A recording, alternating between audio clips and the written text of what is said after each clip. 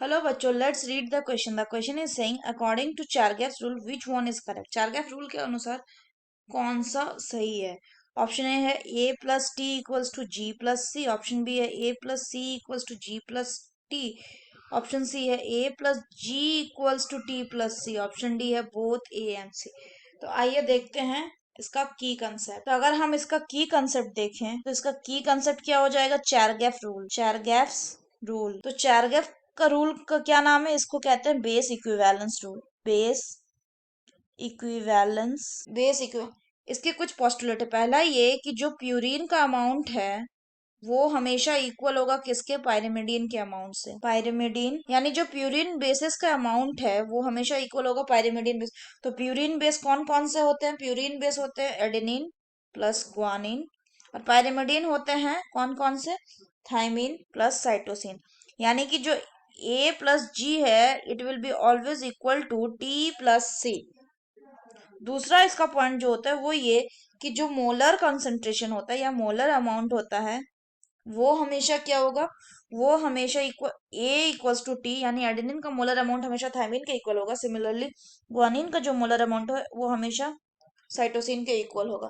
तीसरा पॉइंट इसका क्या होता है? तीसरा पॉइंट इसका है कि जो डिऑक्सीराइबोज शुगर होता है और फॉस्फेट होता है वो इक्विलिमोलर प्रोपोर्शन में प्रेजेंट होता है. तो क्या बोला जाता है? जो शुगर होते हैं, कैसा शुगर? जो डीऑक्सीराइबोज शुगर होते हैं वो इक्विमोलर प्रोपोर्शन में प्रेजेंट होते हैं. इक्विमोलर प्रोपोर्शन में प्रेजेंट होते हैं. अगर हम इसके चौथे पॉइंट की बात करें तो इसका चौथा पॉइंट है कि एटी बेस पेयर जो होता है वो रेयरली ही इक्वल होता है. रेयरली इक्वल होता है किसके? सी सीजी बेस पेयर के साथ. उसके बाद और क्या बोला जाता है? फिफ्थ पॉइंट ये बोला जाता है कि अगर a plus T upon G plus C जो है इसका जो रेशियो है ये वेरिएबल होता है. ये ऐसे तो वेरिएबल होता है पर ये क्या होता है?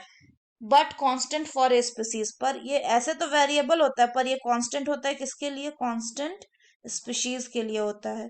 फॉर ए स्पीसीज एक पार्टिकुलर, जैसे मान लो जी अगर ह्यूमन होमोसेपियन स्पीसीज है तो उसके लिए ए plus T upon G plus सी का जो रेशियो है वो कांस्टेंट रहेगा. पर यही स्पीशीज टू स्पीशीज अगर होगा ये तो ये वेरी कर जाएगा. मतलब अगर होमोसेपियंस में ए plus T upon G plus सी का रेशियो मान लीजिए अगर एक्स है तो वही वो डॉग्स में या पूरे डॉग्स के जो स्पीशीज है उसमें वो वाई हो जाएगा. तो इसमें क्या पूछा गया क्वेश्चन में? According to Chargaff rule which one is correct. इनमें से सही कौन है? तो सही में क्या है कि प्यूरिन का जो अमाउंट होता है वो पायरिमिडिन के बराबर होता है. तो ए प्लस टी यानी जो प्यूरिन है वो जी प्लस सी होता है. A plus T equals to G plus C. होता क्या है कि प्यूरिन जो होता है वो पायरिमिडिन के अकॉर्डिंग होता है. तो यहाँ पे जो एडेनिन होता है, एडेनिन तो प्यूरिन है लेकिन जो टी है वो क्या है? थायमिन जो है वो क्या है? वो पायरिमिडीन है. तो अगर हम बात करें तो यहाँ पे ए क्या है? ए तो प्यूरिन है लेकिन जो थायमिन है ये पायरिमिडीन है.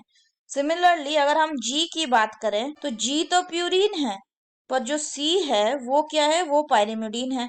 तो यहाँ पे प्यूरिन इक्वल्स टू पायरिमिडीन नहीं हो रहा है तो ये ऑप्शन जो है वो रॉन्ग हो गया.